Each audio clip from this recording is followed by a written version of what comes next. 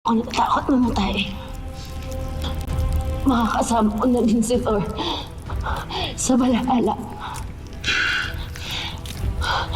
Ngunit ito ang tatandaan mo.